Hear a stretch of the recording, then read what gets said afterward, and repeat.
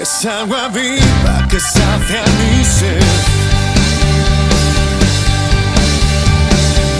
Tu gozo en mí es esa fuerza que siento sin ver.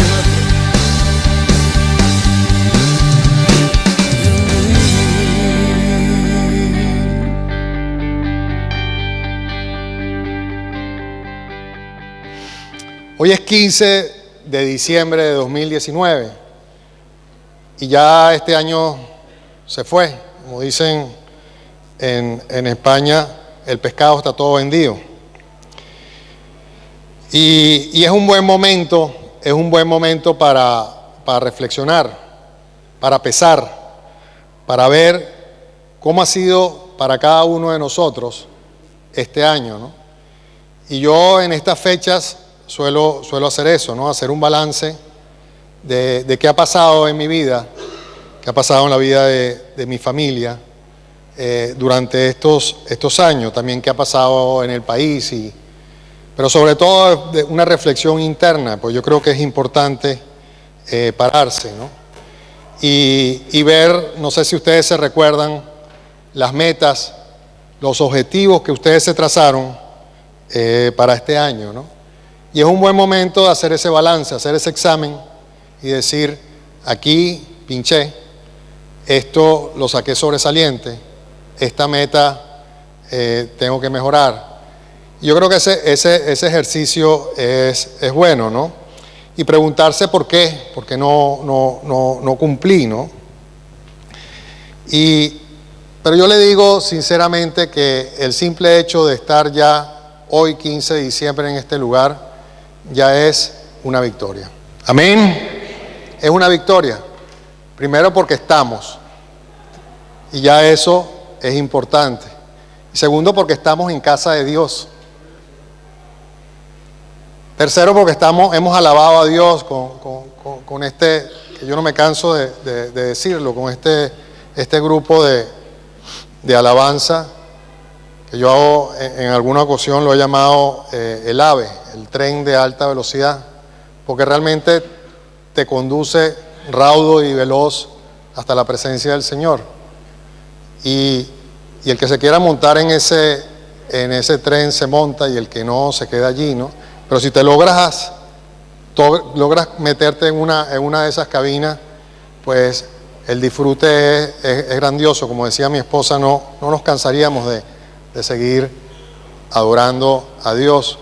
Y ya que nosotros estemos adorando a Dios es una victoria en el día de hoy, porque estamos aquí, estamos vivos, como decía Rosita cuando comenzó, tenemos un día más de vida. Y entonces, comenzando por la palabra Ebenecer, ¿no? Ebenecer, si le preguntamos a cualquiera, todo el mundo automáticamente dice, hasta aquí nos ayudó el Señor, ¿no? Y eso fue lo que dijo Samuel, ¿no? Y realmente Ebenecer, el significado literal en hebreo significa piedra de ayuda, piedra de socorro, ¿no? Y en este momento hoy cada uno de nosotros, pienso, y yo particularmente, que podemos clavar una piedra y decir, hasta aquí nos ayudó el Señor. Una piedra para recordarnos que hasta este momento el Señor nos ha dado cobertura, que el Señor nos ha mantenido, que estamos en su casa gracias a Él, que estamos vivos gracias al Señor, ¿no? Y sobre este pasaje yo quería comentar en la mañana de hoy básicamente tres aspectos. Uno, el lugar, lo significativo del lugar donde se plantó esa piedra. El segundo, el momento. Y el tercero, la inscripción como tal, o lo que Samuel expresó en ese momento, ¿no? Y el lugar es muy significativo porque 20 años antes, y exactamente 20 años y 7 meses antes de que Samuel expresara esas palabras, en ese mismo lugar o en esa misma región hubo una gran tragedia para el pueblo de Israel. Una tragedia que en la historia de Israel fue marcada durante ese tiempo como una amarga y oscura historia, ¿no? Y vámonos a primera de Samuel 4, 1 y 2. Comenzamos con el capítulo 7 y ahora vamos a retroceder al capítulo 4 para ver el lugar, ¿no? Y dice así la palabra.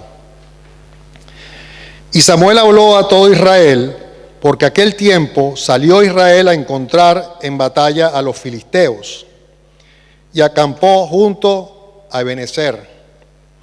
Y los filisteos acamparon en Afec, y los filisteos presentaron la batalla a Israel, y trabándose el combate, Israel fue vencido delante de los filisteos, los cuales hirieron en la batalla en el campo como a 4,000 hombres. Allí en ese momento Israel va a enfrentar una batalla contra los filisteos. Recordemos que los filisteos son los archirrivales del pueblo de Israel hasta el día de hoy. Los filisteos están ahí, se llaman los palestinos, son descendientes de esos filisteos. Y vemos muchísimas luchas con los filisteos. Ese era el enemigo y sigue siendo el enemigo, ¿no? Y hay mucho paralelismo en toda esta historia con nuestra vida. Y de toda palabra no solo es leer la Biblia y ver los acontecimientos en ese momento, sino cómo podemos ser hacedores de esa palabra y llevarla realmente a nuestra vida, ¿no? Lo importante. Y en este momento vemos que Israel es derrotado. Y no solo que es derrotado, sino que cuando hablan con los sacerdotes, los ancianos en ese momento, los ancianos dicen, fuimos derrotados porque el arca de pacto, ¿se acuerdan el arca? Esa caja de madera recubierta de oro, donde están las tablas de la ley y otros objetos dentro, y que la presencia del Señor se estaba y se ponía como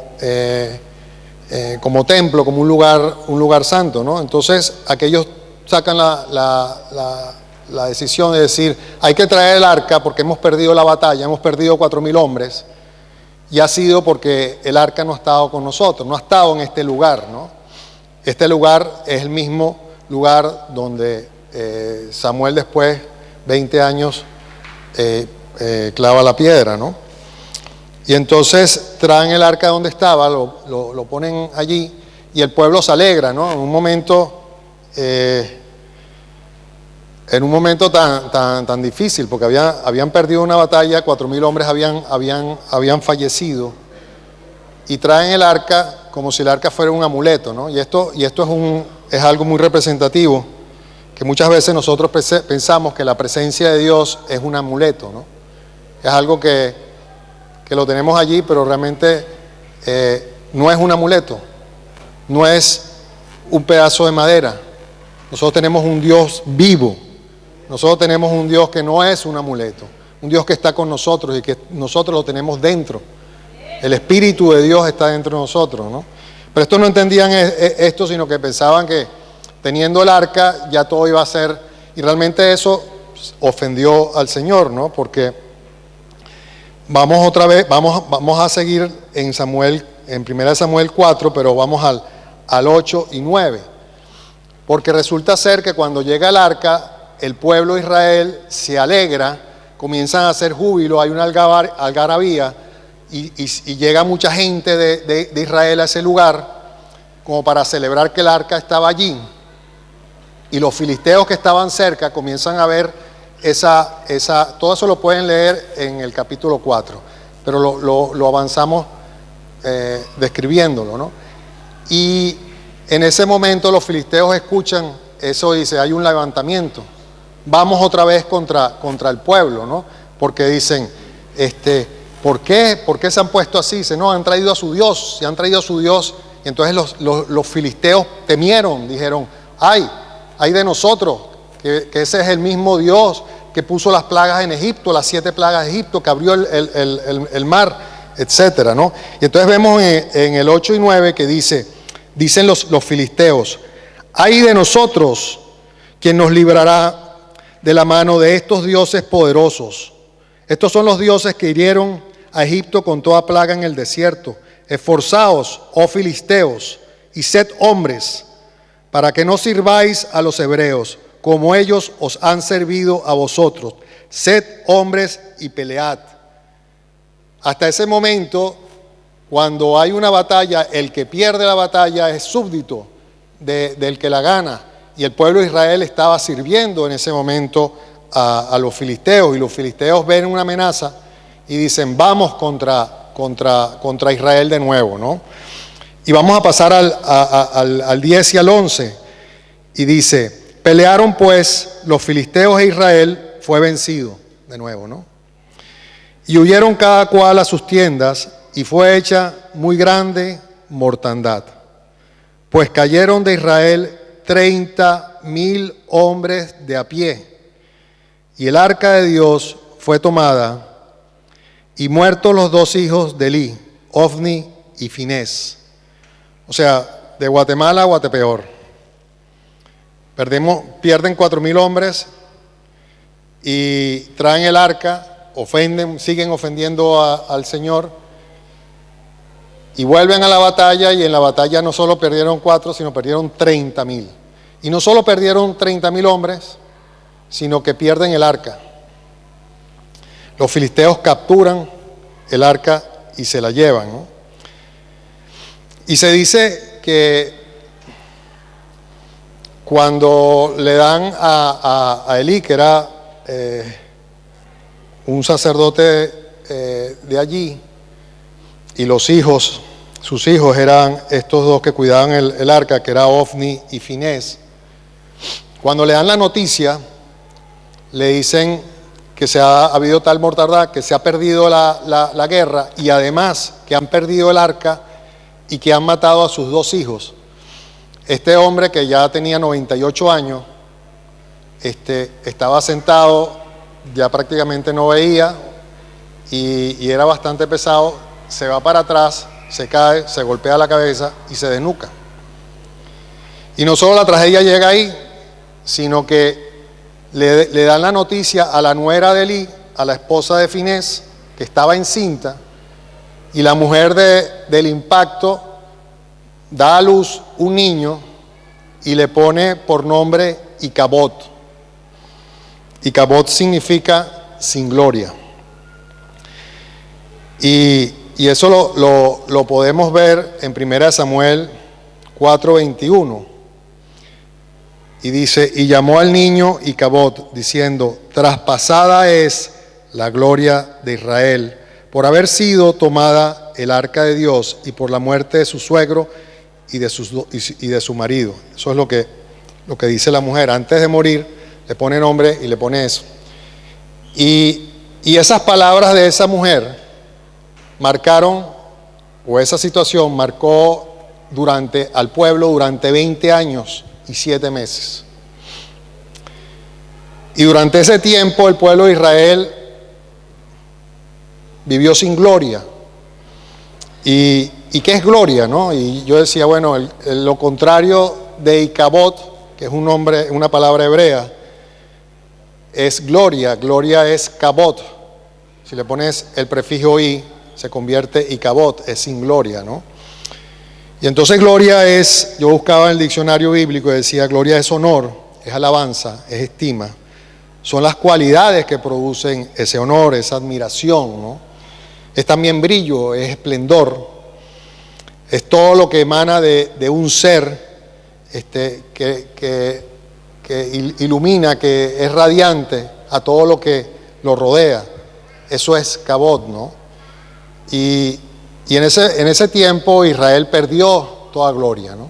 Durante esos 20 años estuvo sujeta al enemigo. Y ese es un paralelismo, porque muchas veces no, sino nosotros comenzamos a tener gloria en el momento que aceptamos al Señor el momento que honramos al Señor, el momento que establecemos un vínculo íntimo con el Señor, ¿no? Y esa casa de Israel, durante ese tiempo, lo perdieron, ¿no? Quisiera hacer un paréntesis allí, ¿no? Porque ustedes me dicen, bueno, ¿qué pasó con el arca, no? Se lo quedaron los filisteos. No vamos a leerlo, pero en sus casas léanse el capítulo 5 y el capítulo 6. Capítulo 5 trata cuando el arca está en manos de los filisteos. Y es muy curioso, ¿no? Cómo el Señor actúa. Porque el Señor permitió esa derrota, evidentemente, porque el pueblo no estaba haciendo las cosas como Dios manda. De hecho, este sacerdote Isaí y estos hijos, realmente ya Isaí yo pienso que en el fondo no fue una sorpresa que haya ocurrido todo eso, porque ya se le había declarado, directamente el Señor se lo había declarado a él y se lo había declarado a través del profeta Samuel, ¿no? Cuando era joven, y le había dicho que él estaba permitiendo que sus hijos hicieran desastre. Los dos hijos eran cuidadores en el templo y cuidaban el arca, cuidaban todas las ofrendas, robaban las ofrendas, estaban haciendo pecado delante de Dios y él no le estaba estorbando, él estaba... Entonces, eso que sucedió, y sucedió el mismo día que murieron los dos hijos y que murió él, eso ya le fue profetizado. Pero ¿qué pasó con el arca? Y volvemos a ese paréntesis, ¿no? El arca la toman los filisteos y la toman como un trofeo, ¿no? Y el arca representa realmente la presencia de Dios, y la presencia de Dios no es un trofeo, porque nadie se ha ganado la presencia de Dios. Es por la gracia de Dios que nos ha dado su presencia. Amén. Entonces, eso ofendió a sumo grado, evidentemente, al Señor. Y no solo eso, que entonces lo ponen en su templo, lo ponen en el templo de un dios llamado Dagón que tenían los filisteos, y ponen el arca ahí. Estaba la estatua de Dagón en alto. Dice que al día siguiente la estatua cae y se queda postrada, y la consiguen postrada al arca, ¿no? La estatua de él, y la vuelven a colocar en su sitio, y al otro día vuelven a conseguir la estatua a los pies del arca, y no solo que la consiguen ahí, sino que la consiguen con la cabeza cortada y las manos cortadas. Esto tenía forma de peso, lo que tenía era el tronco, nada más estaba allí, ¿no? Y no solo eso, sino que comienza a ver en esa ciudad de Asdod, donde colocan el arca, comienza a haber mortandad, comienza a haber pestes, comienza a haber ratones por todos lados, y comienza a salirle a la gente tumores. Imagínese usted, ¿no? Los filisteos comienzan en esa situación, y todo eso lo pueden leer en el capítulo 5, es súper interesante.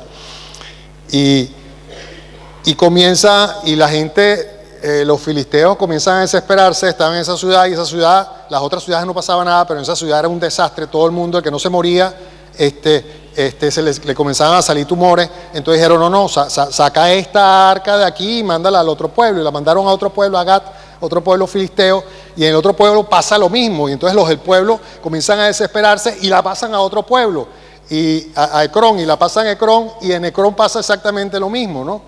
Hasta que reúnen a los sabios filisteos, a los adivinos y no sé qué, y dicen, ¿qué hacemos? Y entonces dicen, no, devuélvela.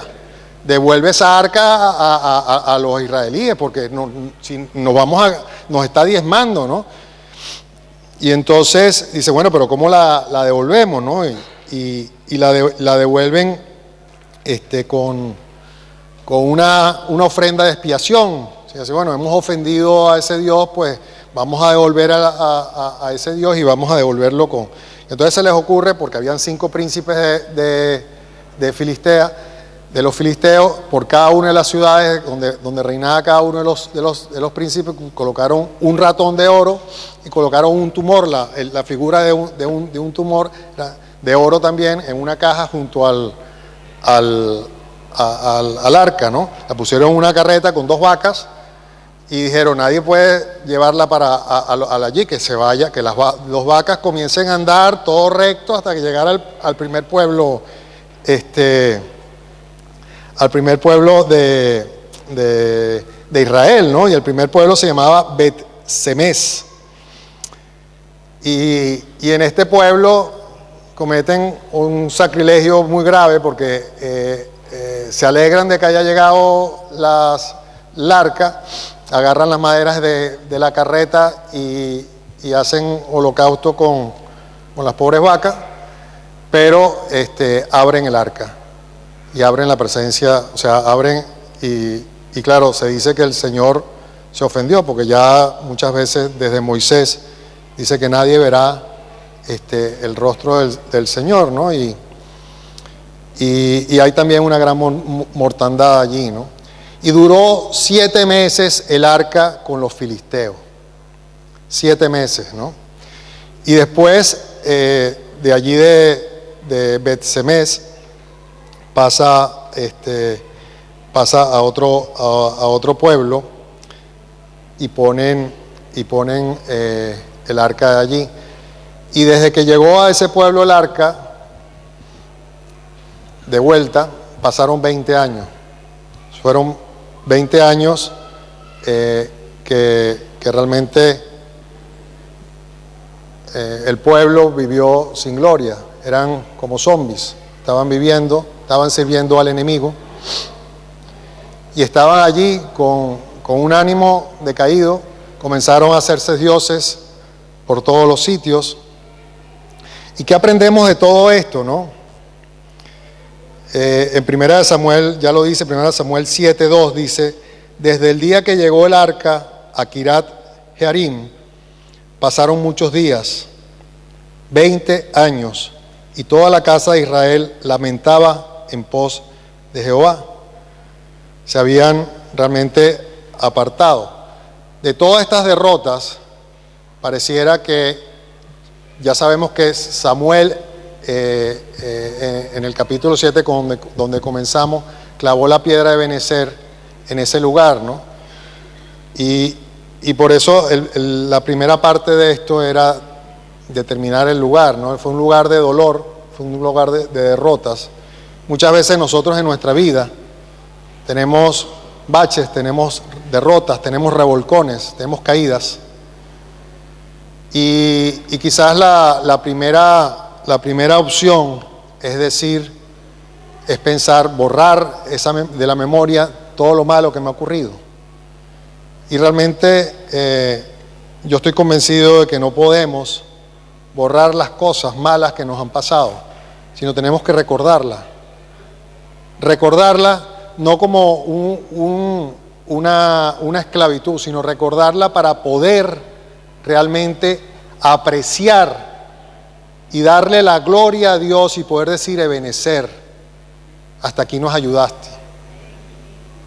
Es por eso que el lugar, ellos, imagínese usted en ese lugar que para ellos durante esos 20 años fue un lugar maldito, y en ese momento, en ese mismo lugar, tienen una victoria que vamos a ver más adelante, y colocan esa piedra.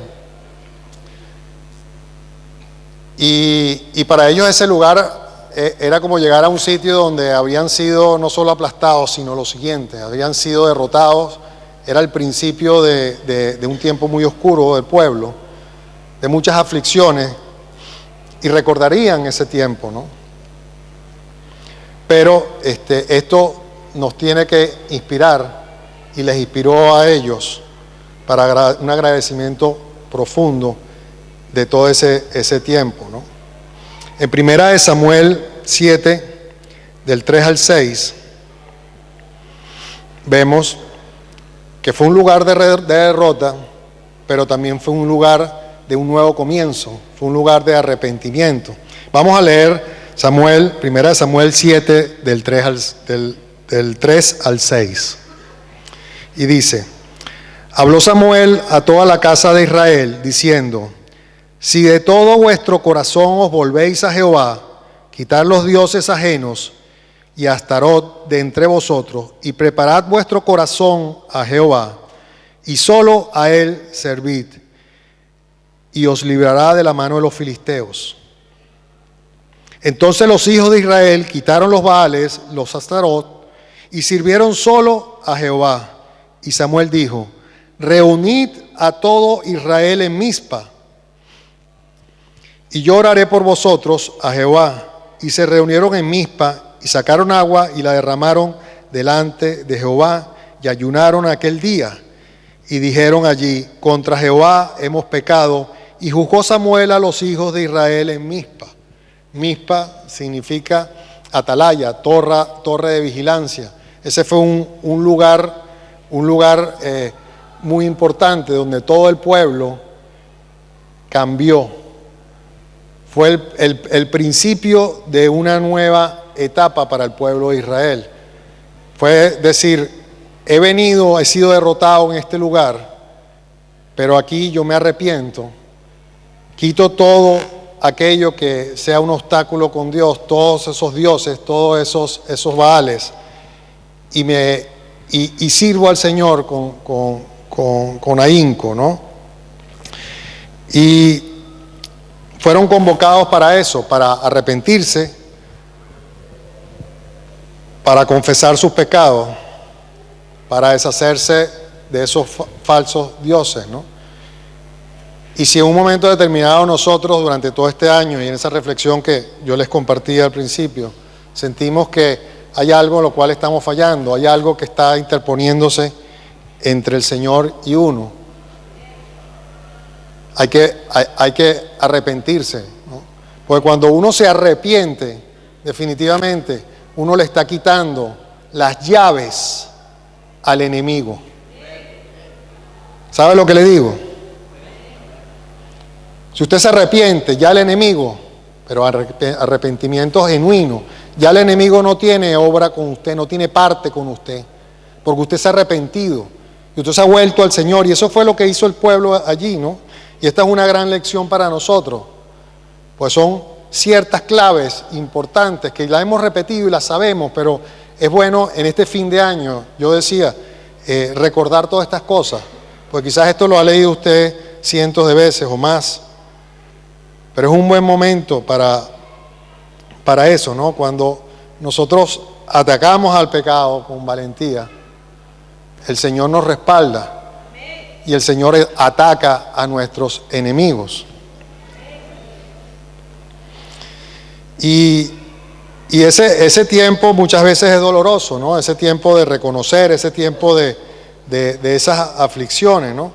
Y leía en un momento determinado a un pastor de hace más de 100 años, que era Charles Spurgeon, que él decía que cuando uno llora amargamente por esto, las lágrimas sirven como para ver más claramente la gloria de Dios. Amén. Y en este lugar se juntan el pueblo, convocados, ayunan, comienzan a adorar al Señor, comienzan a orar, pidiéndole que regrese, que esa gloria traspasada regresara al pueblo. ¿Y saben qué? El Señor los oyó.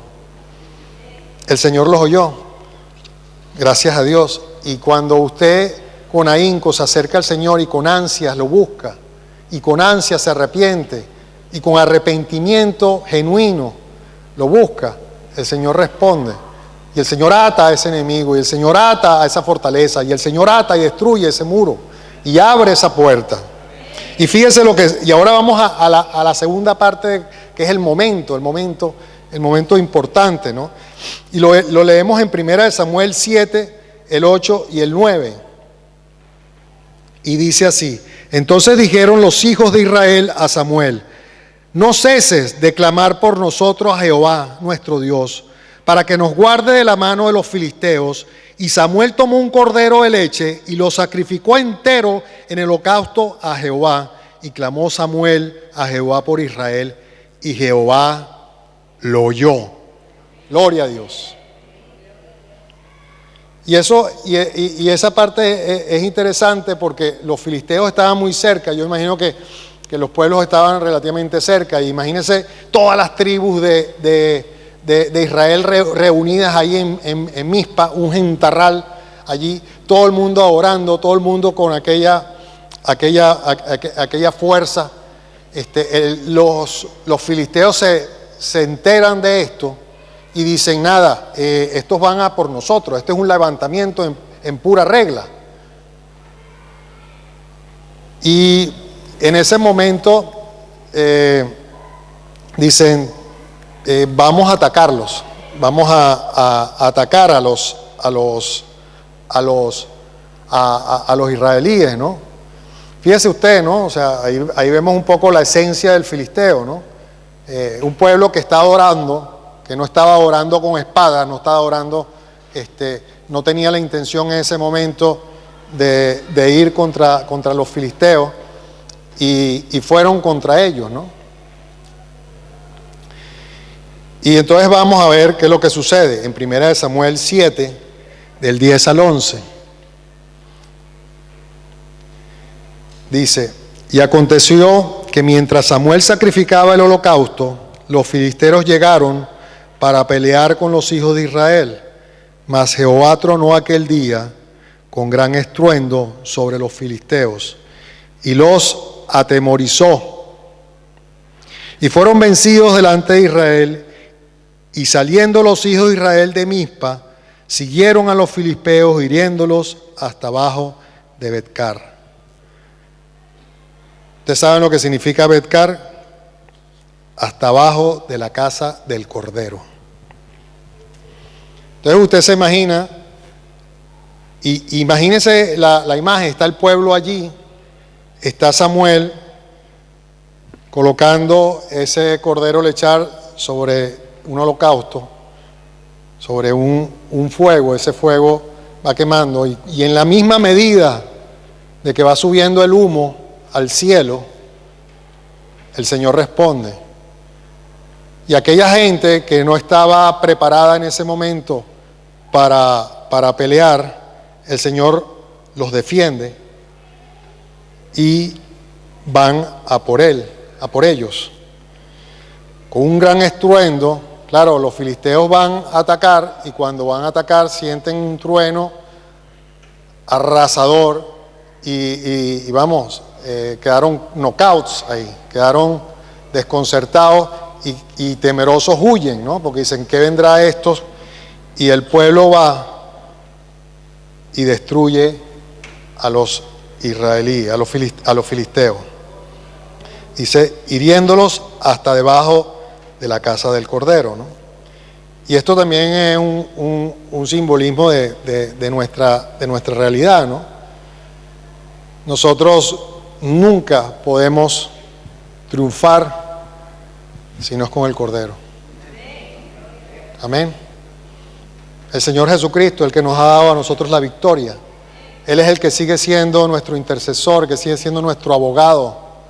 Y toda victoria es gracias al Cordero. El pueblo oró. Esa es otra gran lección que nosotros tenemos allí. El pueblo oró fuertemente. El pueblo clamó a Dios con todas sus almas. Eran 20 años, 7 meses que el pueblo estaba en la oscuridad, que estaban como zombies. Y Samuel le dice, echen fuera todos los dioses que tienen allí, arrepiéntanse de todos sus pecados, sirvan al que tienen que servir y vayan a Él. Y esta oración, porque piense usted en todas las victorias que usted ha tenido. Piense ahora un segundo, todas las victorias que usted ha tenido en su vida, todas las cosas maravillosas, y dígame cuántas de ellas no han sido sino solamente gracias a la oración. Lo importante de la oración, lo importante de una oración conjunta. Los cultos de los domingos son importantes, los cultos de los jueves son importantes, pero los cultos de oración son muy importantes. Pues cuando el pueblo, como en este lugar, ora, tumba fortalezas, somete al enemigo en conjunto. Todo se va logrando con oración. Y todo ha sido gracias al Cordero. Esta iglesia y muchos de los que estamos aquí hemos visto pasar gente que se ha restaurado, se ha levantado y se ha levantado y se ha restaurado. Muchos de los que estamos aquí, hay muchos testimonios. Y yo veo caras aquí que yo me acuerdo cómo llegaron. Y yo los veo ahora. Y la gloria es del Señor. La gloria es del Cordero. Porque Él el que ha dado la victoria. Y ese es nuestro ebenecer. Ese es nuestro ebenecer. En 1 Corintios 15:57 dice: mas gracias sean dadas a Dios, que nos da la victoria por medio de nuestro Señor Jesucristo. La gran verdad. Amén. El Cordero, una vez inmolado, sea la gloria por los siglos de los siglos, dice en Apocalipsis 5:12. Siempre que nosotros hacemos morir al pecado, hemos dominado todas las dificultades y siempre es gracias al Cordero. Y fíjese usted en este momento que hubo oración, hubo sacrificio, pero cuando el perfume grato de tu adoración sube al cielo, el Señor responde, ¿no? Y vamos a pasar ahora a la última parte del mensaje, que es sobre las palabras que menciona Samuel, que están colocadas, que dice: hasta aquí nos ayudó el Señor, ¿no? Y aquí nos ayudó el Señor, lo podemos analizar desde muchos puntos de vista, ¿no? Primero, el hasta aquí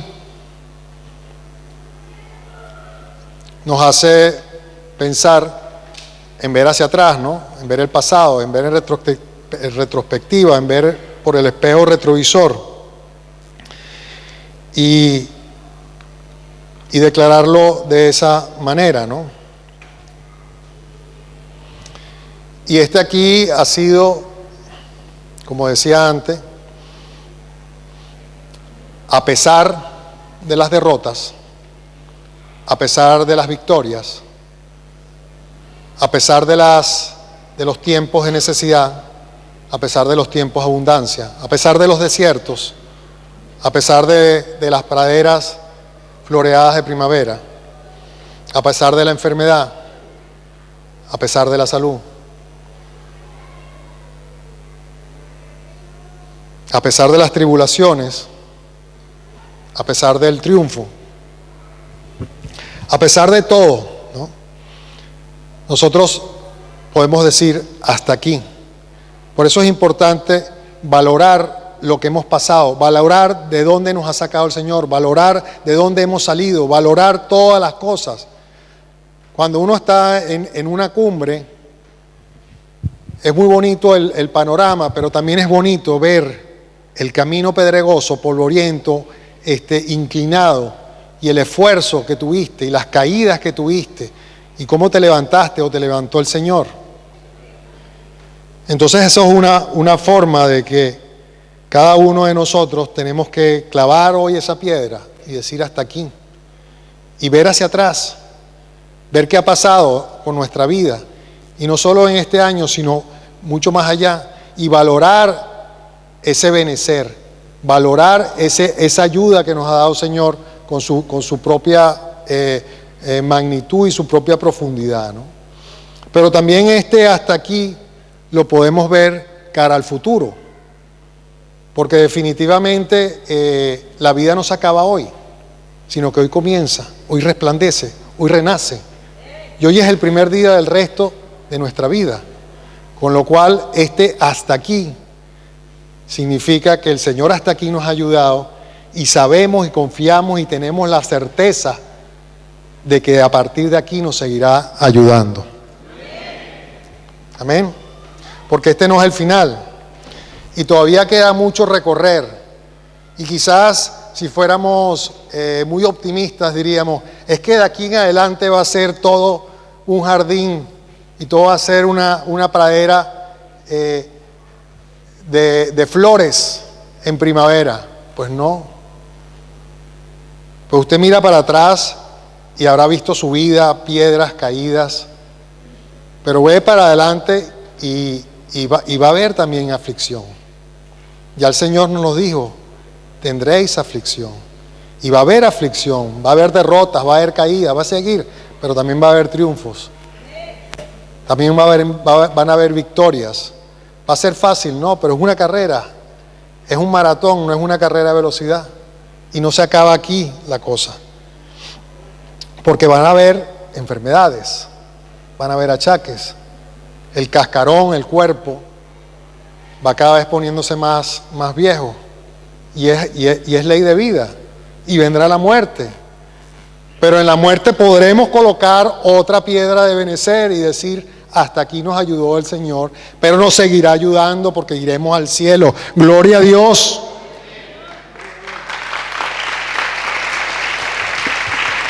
Déselo fuerte, hermano, déselo fuerte.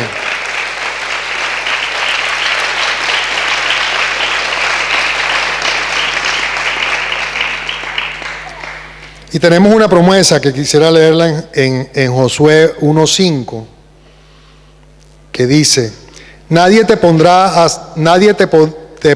hacer frente en todos los días de tu vida, como estuve con Moisés, estaré contigo, no te dejaré ni te desampararé.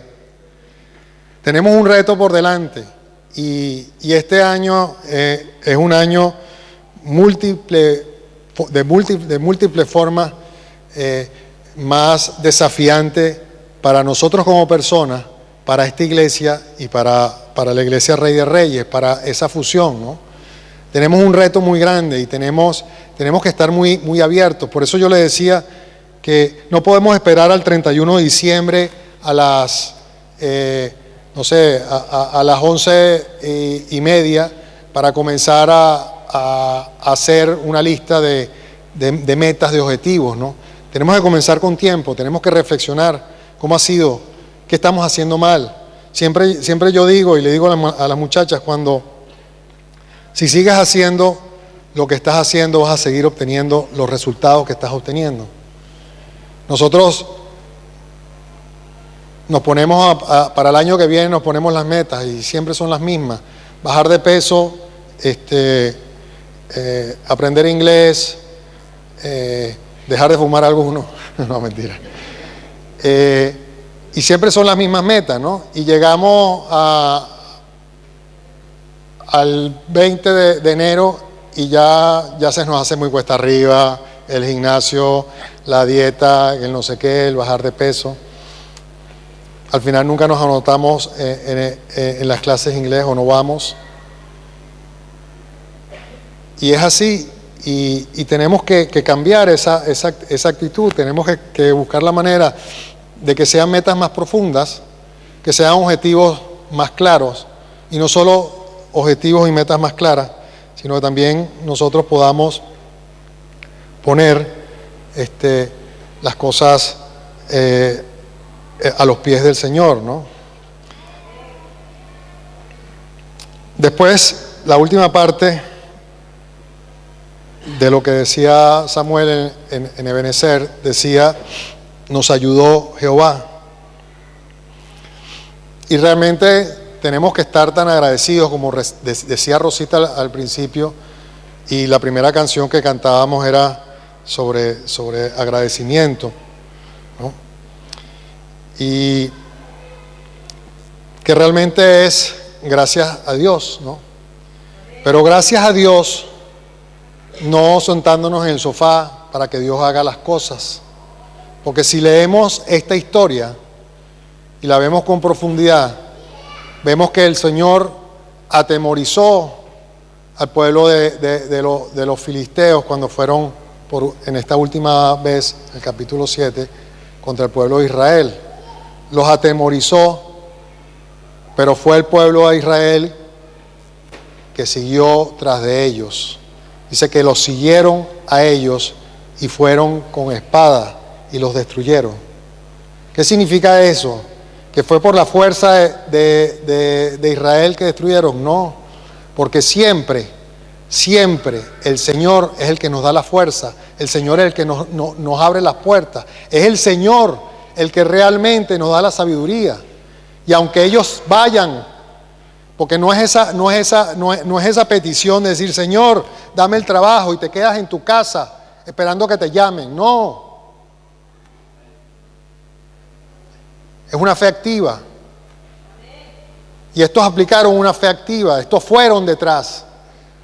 Aquellos ya estaban knockout, pero estaban vivos.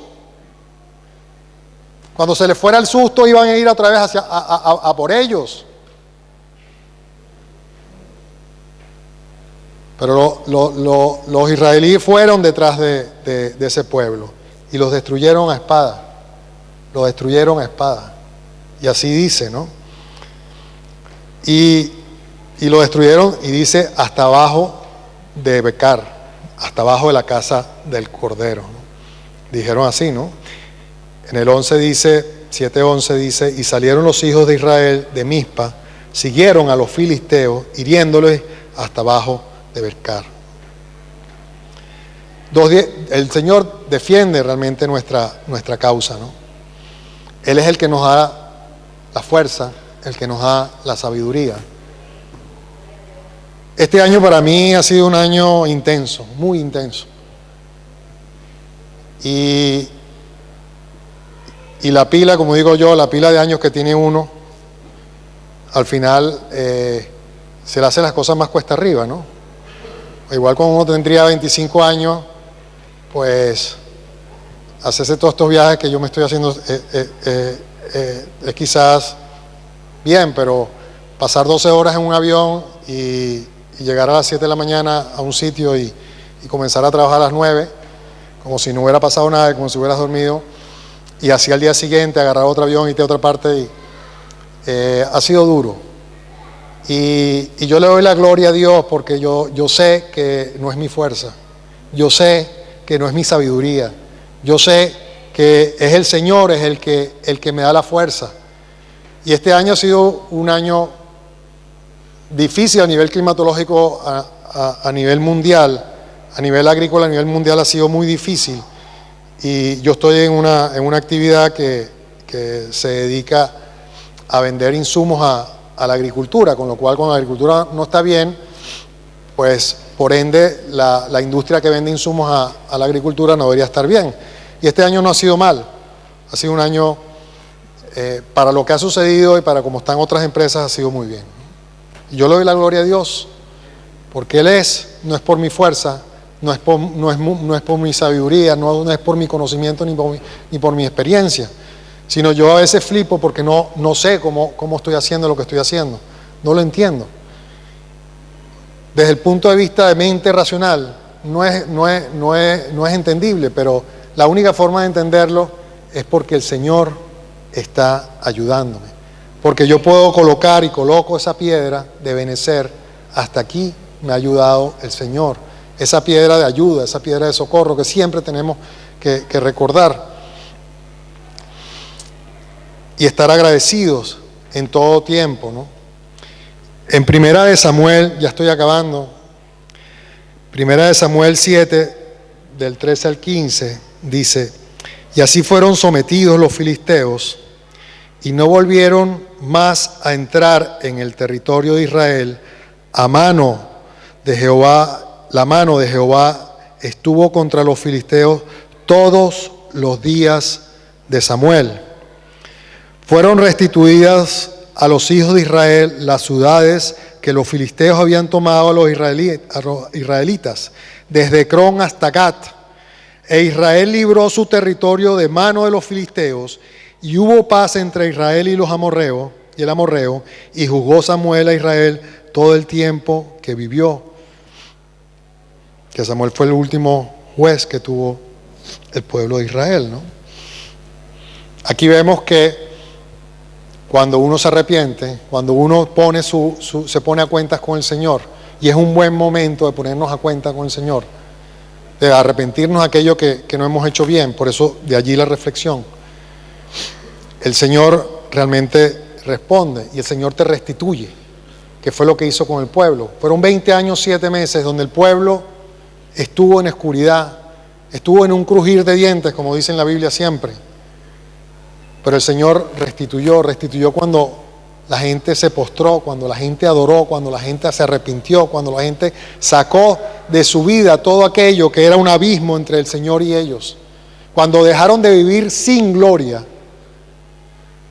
para volver a la gloria del Señor, para volver a brillar.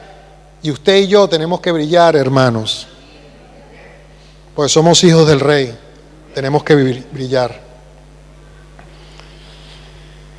Y le decía que tenemos que hacer y es un bonito ejercicio que yo les recomiendo a todos, hacer esa lista. Siempre cuando ponemos objetivos, poner objetivos, primeramente objetivos espirituales. Como dice nuestro pastor, no podemos estar estancados. Si usted este año no ha crecido, es que ha decrecido, punto. O sea, no es una falacia el estar diciendo que no, es que yo estoy estancado. No, usted no está estancado. En el Señor nadie puede estar estancado, o creces o decreces. O es blanco o es negro. O es frío o es caliente. No hay tibios. Porque ¿qué pasa con los tibios? Ya sabemos qué pasa, ¿no? Entonces, haga esa lista y escríbala. Cuando las cosas se ponen en un papel, y si usted lo puede poner en un sitio, que lo pueda ver usted y lo pueda ver sus hijos, lo pueda ver su esposa, para que también se recuerden mutuamente. Y a esa fila o esa lista de metas que usted tendrá para este año, metas espirituales, metas físicas, metas materiales, todos los sueños, espero que las tengan, ¿no? Porque una persona sin metas, una persona sin sueño, es muy triste, ¿no? Es como un barco sin rumbo, ¿no?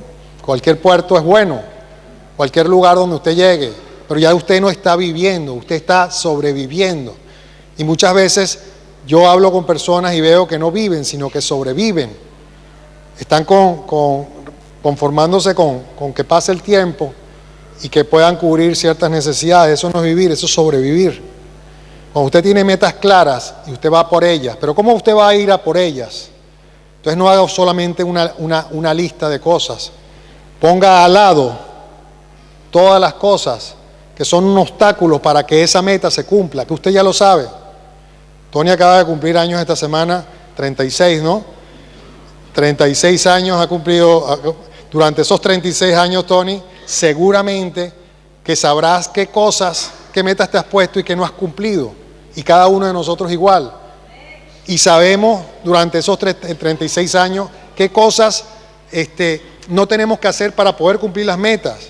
Entonces, en esa segunda columna de esa hoja, de ese folio que usted tome, coloque todas aquellas cosas que son un obstáculo. Las tenga presentes, las analice.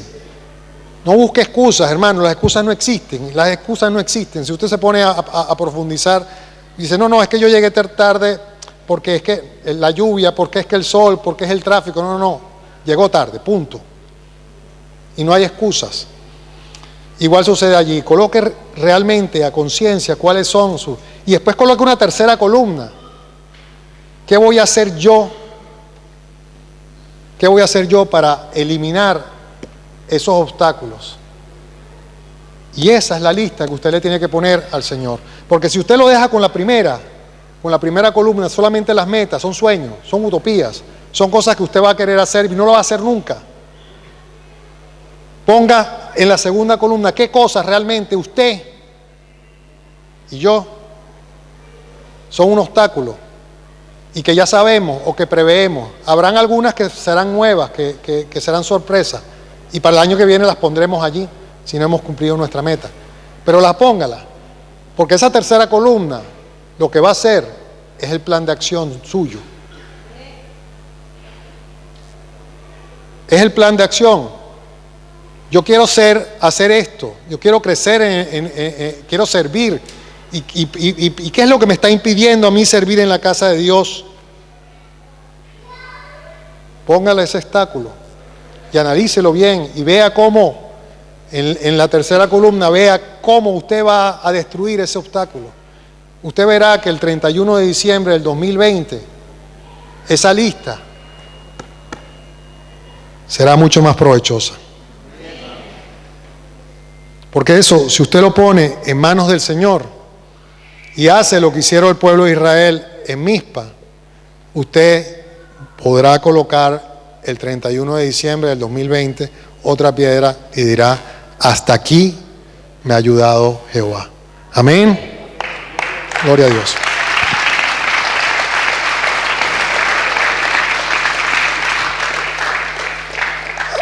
A mí me gustaría que nos pudiéramos poner en pie todo aquel. Bueno, antes quisiera leer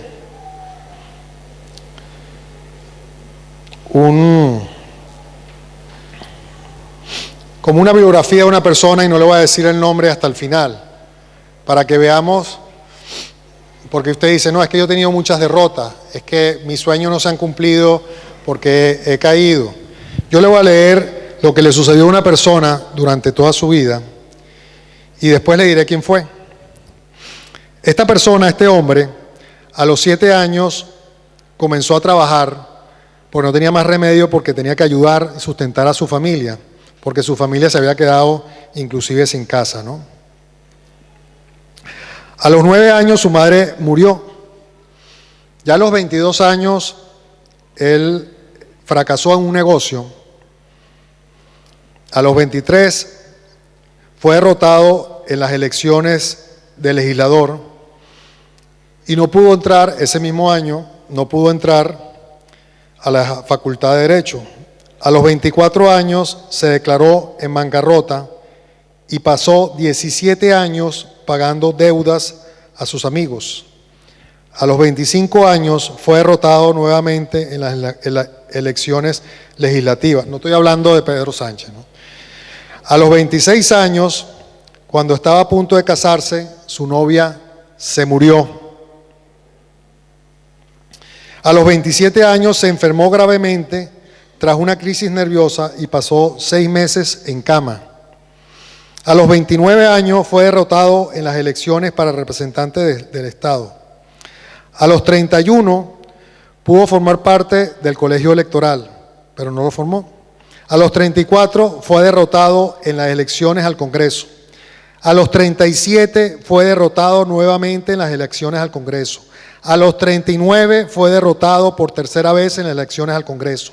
A los 40 no fue aceptado para un trabajo como alto funcionario del Estado. A los 45 fue derrotado en las elecciones para el Senado.